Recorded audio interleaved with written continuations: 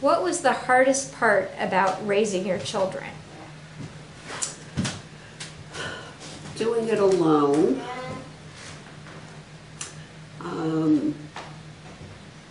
I didn't have anyone to bounce ideas off of or to give me a weekend off. So it was just tiring. What is the one thing you would want me to know about raising my own children?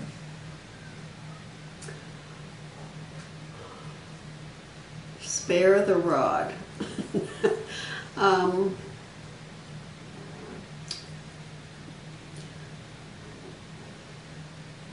I want you to really listen.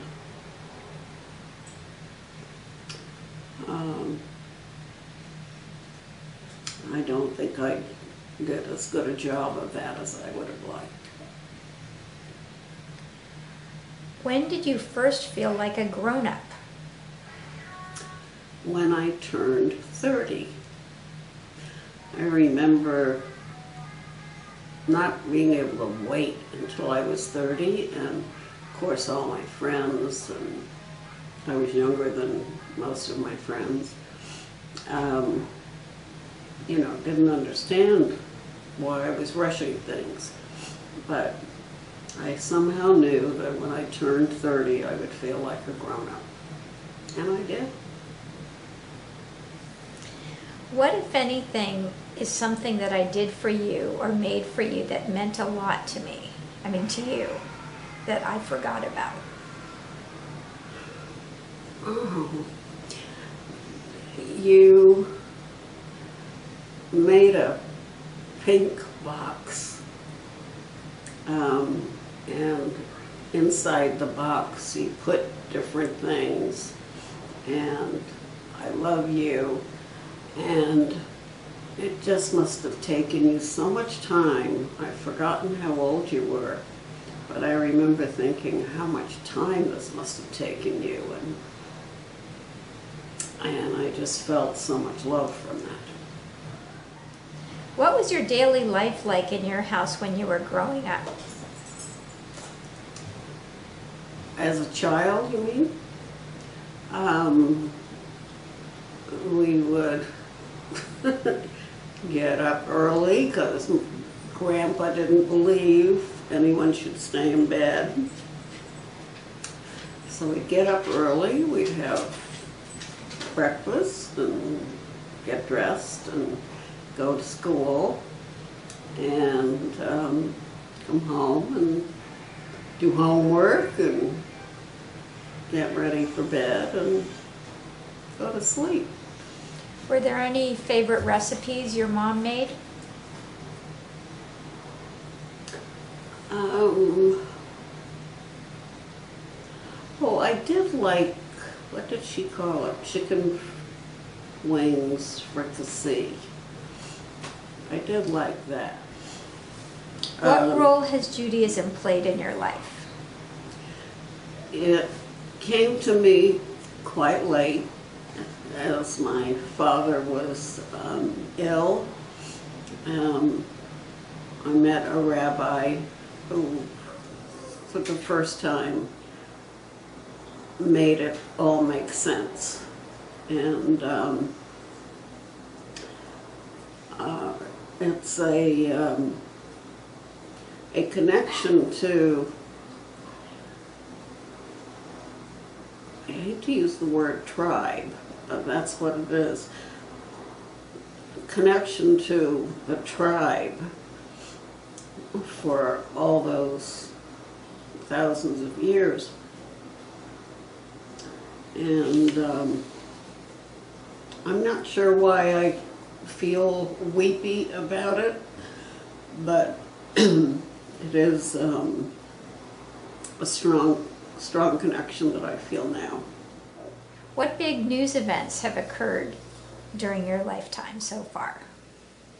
One of the most significant was the assassination of John Kennedy, and then his brother, Robert Kennedy.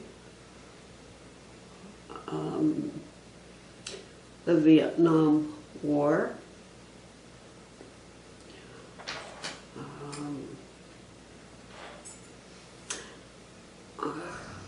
I can't, I'm sure there are others, I just can't think of any.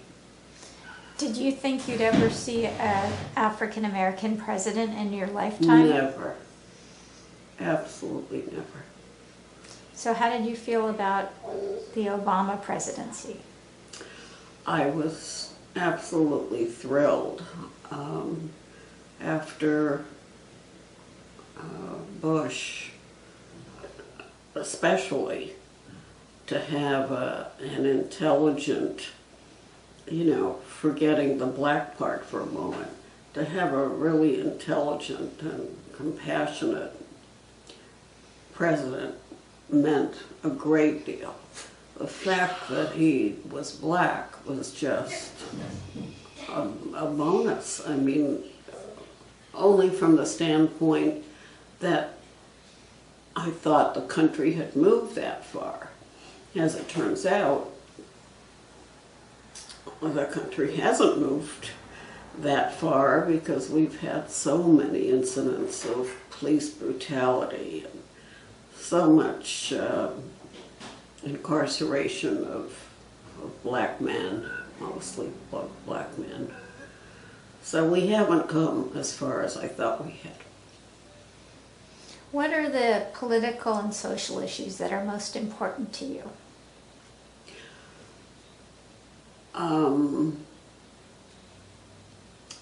Well, I would have to say voting rights would probably be at the top.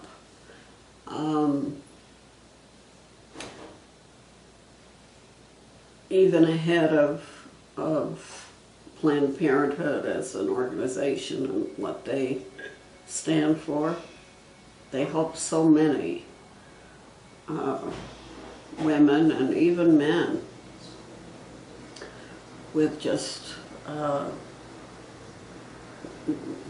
normal health issues.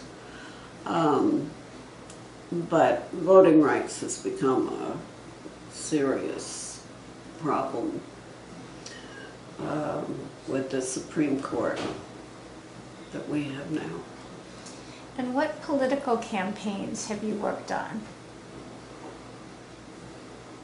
I don't remember the year that I went to Columbus, Ohio to work on that presidential campaign. It was an extraordinary experience. Unfortunately, God, how many years ago was that?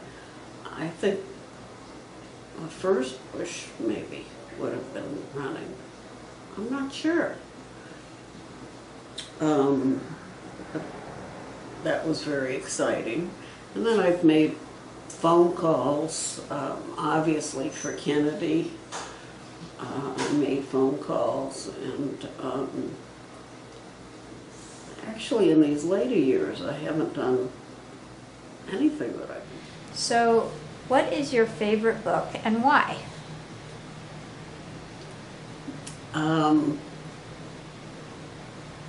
To Kill a Mockingbird was probably amongst my favorite books. And then to see it done as a movie was wonderful. It really brought all of the